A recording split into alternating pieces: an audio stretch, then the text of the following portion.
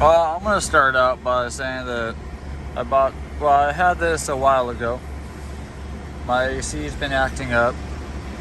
It doesn't have any stop leak formula in it. So then I bought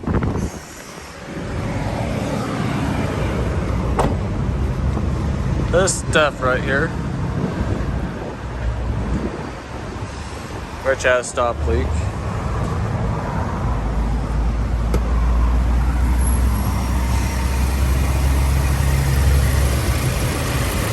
As you can see,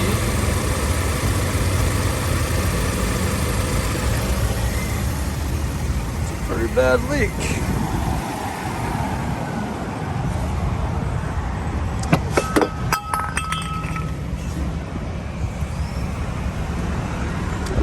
So my course of action, I guess I need to figure out what to do next.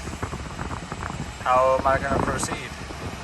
Do I want to buy another canister and add it, or do I not? Part 1.